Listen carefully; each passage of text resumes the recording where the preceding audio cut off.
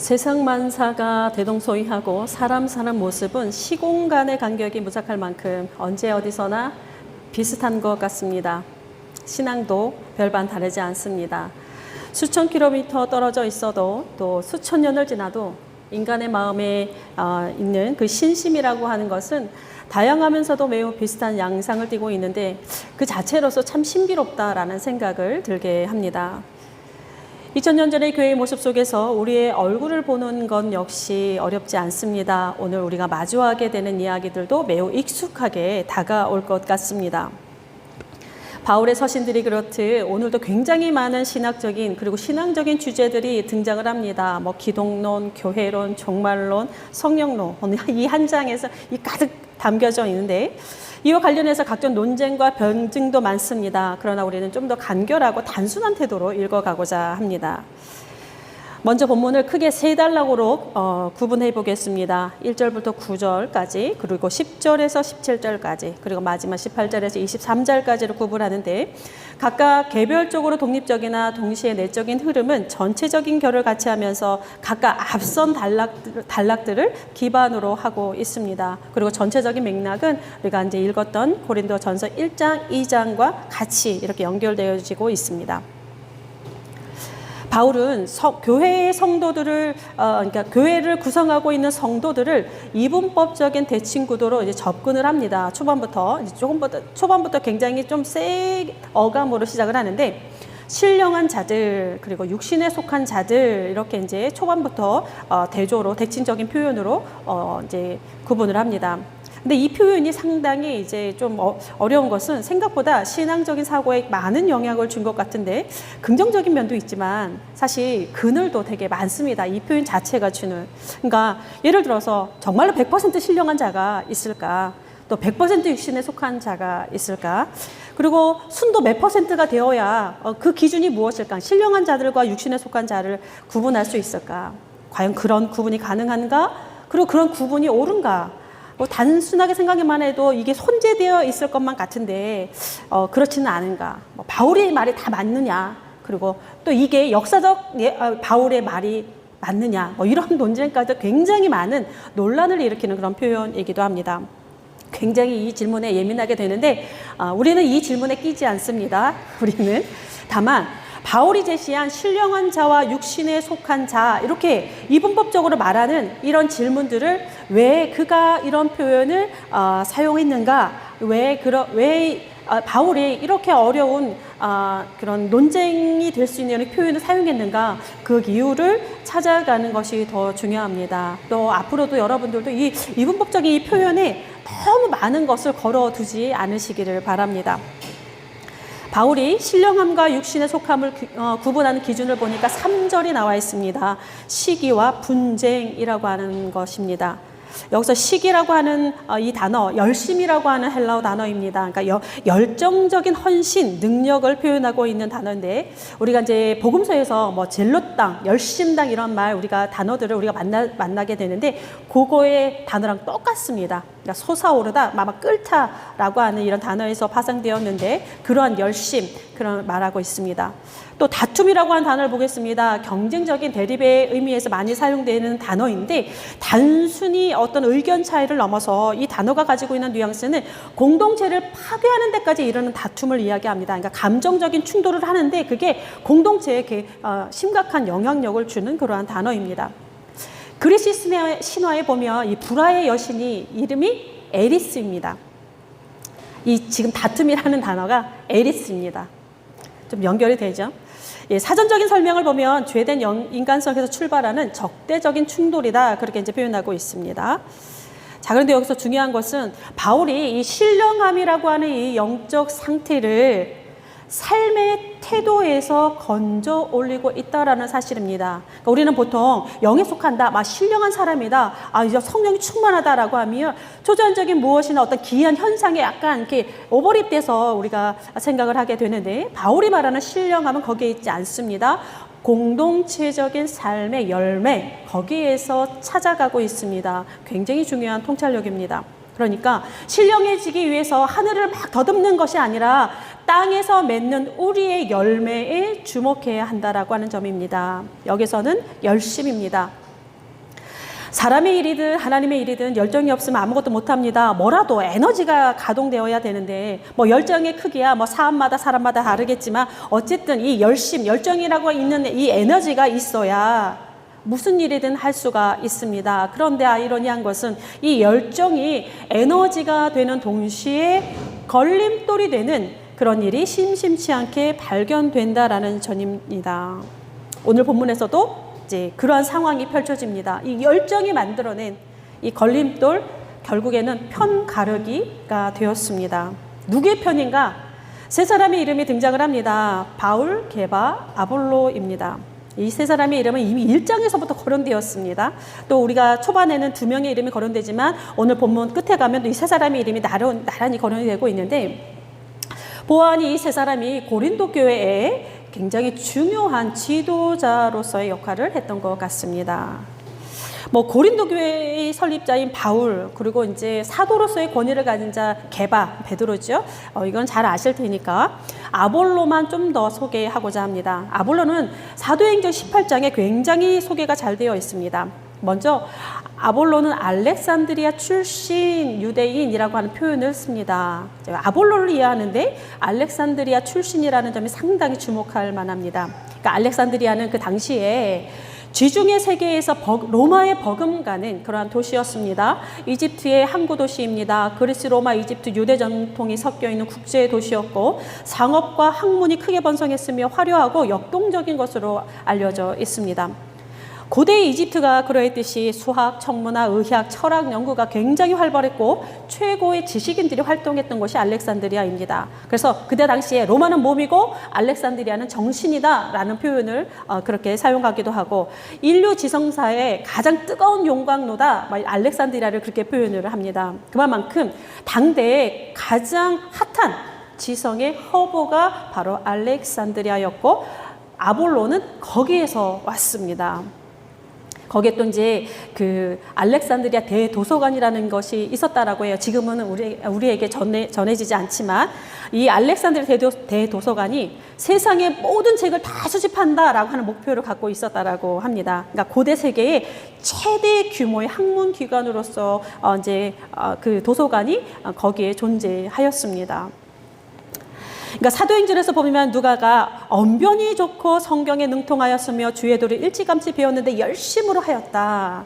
이 도시 분위기를 굉장히 잘 표현해주고 있는 그런 모습이기도 합니다. 게다가 아볼로는 성경으로 예수를 증언함에 있어서 고고한 유대인들의 말을 다 이겼다, 그렇게 사도행전이 말하고 있습니다. 그러니까 아볼로의 식견과 말솜씨가 대단했던 것 같습니다. 아마도 바울과 견뎠던 것 같아요. 바울은 사실 자신의 서신에서 자기는 이렇게 말에 약하다 이런 말을, 글에는 강하지만 말에는 약하다 이런 표현이 나오는데, 아볼로는 누가가 증언하기를 그가 굉장히 그 식견과 말솜씨가 높았다라고 하는 것을 보여줍니다. 그러니까 바울만큼이나 게바만큼이나 많은 신자들이 그를 따랐고, 또 아볼로는 신자들에게 많은 유익을 주었다, 이것도 기록되어 있는데, 그러니까 많은 사람들이 바울과 베드로에게 견줄 만큼 이를 신뢰하고 많이 따랐다라고 하는 그것을 보여주고 있습니다. 그러니까 이 고린도 교회가 굉장한 교회지 않습니까? 당시에 신앙의 거장들이 다 다녀간 거예요. 그죠? 바울과 게바와 아볼로. 예, 복음의 거장들이 샥 이렇게 스쳐간 교회. 자, 그렇다라고 하면 그 어느 것보다 견고하고 그 어느 것보다 성숙하게 더 견고하게 자리를 잡아야 되는데, 그들이 지나가니 다툼에 휩싸이고 편가르기라고 하는 열매가 맺혀졌습니다. 참 미안한 일입니다. 그죠? 근데 이러한 패턴은 사실 쉽게 지금도 볼 수 있는 일 같습니다. 왜 그럴까? 바울은 믿음의 터전이라고 하는 비유로 풀어갑니다. 그러니까 결론부터 말씀드리자면 믿음의 터전, 믿음의 기초가 잘못되었다, 이렇게 말합니다. 그러니까 신앙이 예수 그리스도 위에 세워져야 하는데 그렇지 않다, 이렇게 지적을 합니다. 신앙이 예수 그리스도가 아닌 다른 것에 세워질 수 있는가? 지금 그렇다라고 말하고 있습니다. 적어도 지금 현재 고린도 교회는 그렇다 지금 표현하고 있습니다. 처음부터 그렇지는 않았을 것입니다. 그러면 시작도 안 했을 것인데, 시간이 흐르고 훌륭한 사람들이 지나가고 사람이 중심이 되면서 왜곡된 것 같습니다. 바로 우리가 소위 훌륭한 지도자들이 그 틀을 흔들어 놓았던 것을 우리는 볼 수 있습니다. 바울은 분명하게 선을 그어버립니다. 바울이나 게바나 아볼로나 아무것도 아니다라고 먼저 선언을 합니다. 하나님의 일을 그저 함께 이루어가는 동역자들이다. 이들은 각각 다른 역할이고 자신의 방식으로 그러나 동일하게 하나님의 사역에 동참하고 있을 뿐 그 이상도 그 이하도 아니다 라고 하는 것을 바울은 강조합니다. 누가 더 중요하다 평가할 수 없습니다. 그러니까 누군가 아무리 뛰어나다 할지라도 영적인 성장이라고 하는 것은 하나님의 영역이요, 누군가 아무리 고귀해 보인다 할지라도 믿음의 터전은 그가 될 수 없습니다. 바로 믿음의 터전은 예수 그리스도여야 한다. 이게 유일한 우리의 터전이다 라는 것을 지금 알려주고 있습니다. 당연한데 그렇지 않은 현실을 지금 말하고 있습니다. 지금도 우리가 종종 범하게 되는 그러한 오류 중에 하나입니다. 특정한 사람이 우상화되고 목회자 개인이 신격화되는 모습, 지금 한국교회만 해도 쉽게 만나게 되는 그러한 모습이기도 합니다. 그런데 공교롭게도 참 불쾌하지만 이단의 제1특성도 마찬가지입니다. 사람이 신격화되어 있습니다. 사랑하고 존경하고자 하는 것은 굉장히 귀한 것입니다. 그렇죠? 나에게 영적인 스승으로서 나에게 어떤 영향력을 주고 내가 바른 길 가게 하고 바른 하나님을 만나게 하도록 도와주는 그들에 대해서 사랑하고 존경하는 것은 좋으나, 그러나 그들을 믿음의 터전 삼고 신앙의 기저를 삼는 것은 매우 어리석은 일입니다. 반드시 왜곡되게 되어 있고 종말에는 함께 무너지게 되어 있습니다. 교회의 모든 분쟁이 여기에서 비롯합니다. 모두가 망하기 전에 깊이 돌아보아야 합니다. 사도 바울은 자신의 서신에서 이런 분쟁들을 굉장히 많이 다룹니다. 갈라디아서 5장에서는 이렇게 말합니다. 서로 물고 먹으면 피차 멸망할까 조심하라. 내가 이르노니 너희는 성령을 따라 행하라. 그러니까 이런 일들이 흔하다라고 하는 것입니다. 그럼에도 불구하고 적어도 시기와 다툼, 물어뜯는 일, 이것은 성령의 일은 아니다라는 것을 밝혀주고 있습니다.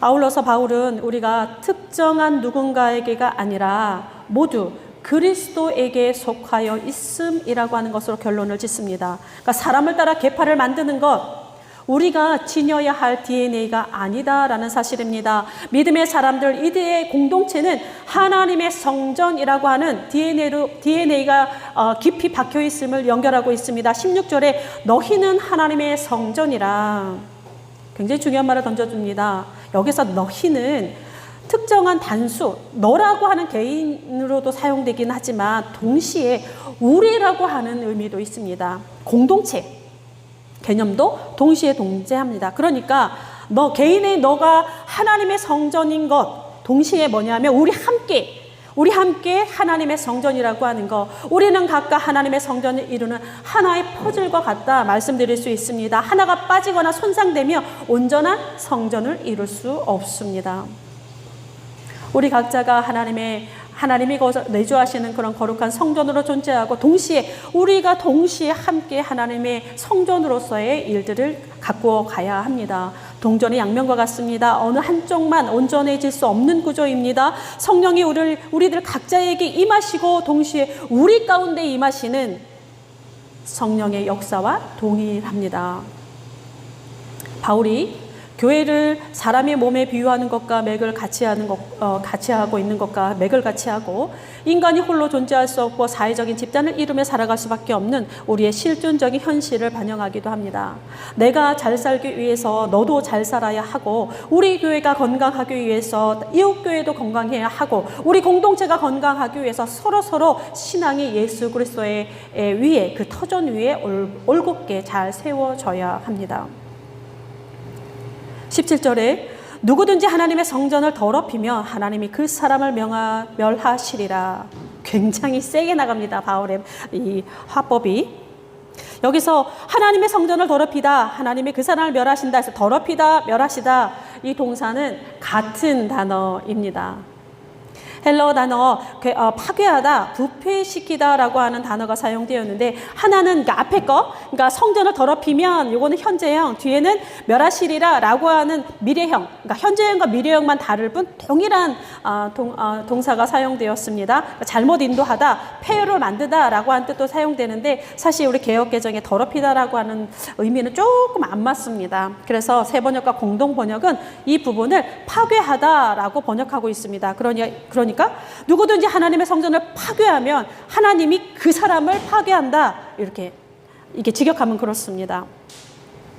굉장히 세게 나갑니다. 사도 바울이.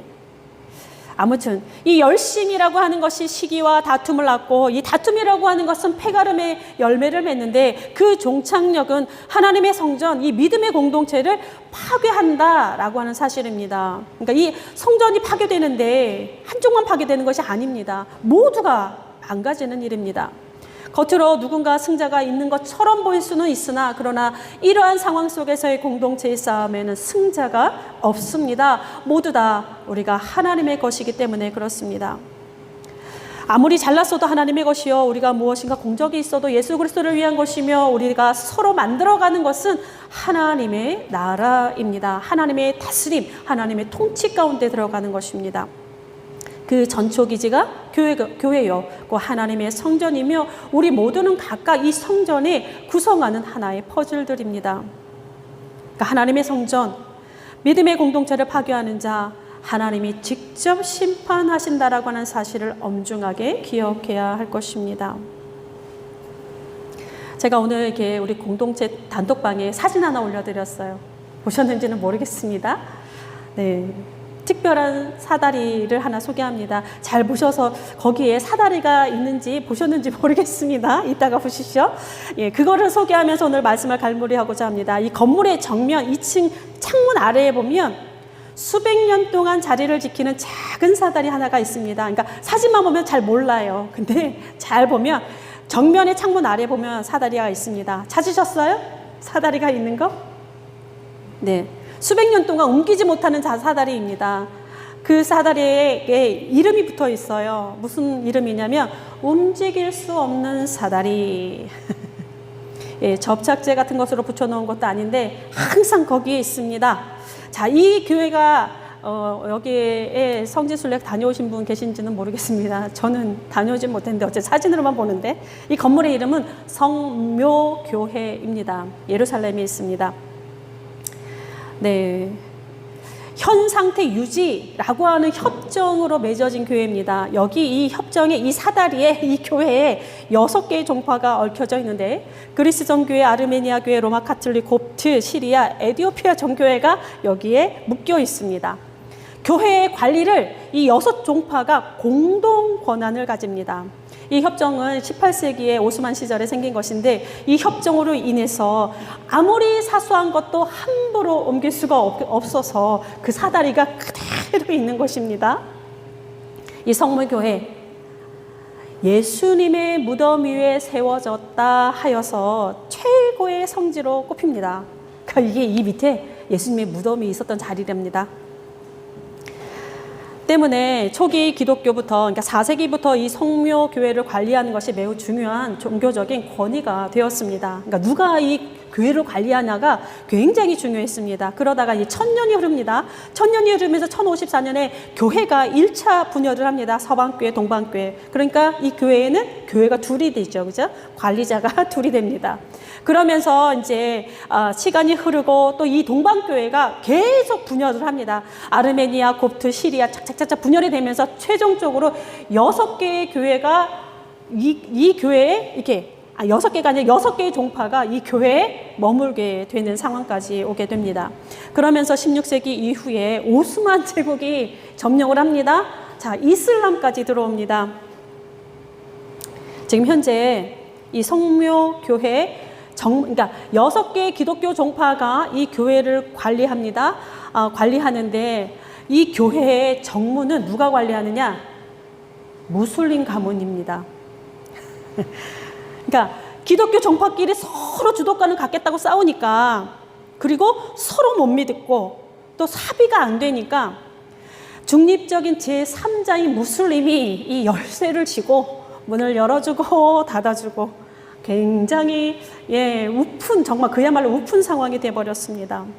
그러니까 아까 18세기, 그러니까 16세기에 이제 오스만 제국이 들어오고 이제 하도 싸우니까 18세기 1757년 오스만 제국의 술탄인 압둘 하미드 1세가 당시 교회의 현황, 그 시대에 교회 사용을 문서화하면서 이 상태를 영구히 유지하라 이렇게 명령을 하게 됩니다. 그러니까 1757년도의 그 상태, 그 교회의 그 상황이 영원히 유지되게 하라 라고 해서 그 사다리가 못 움직여지는 거예요.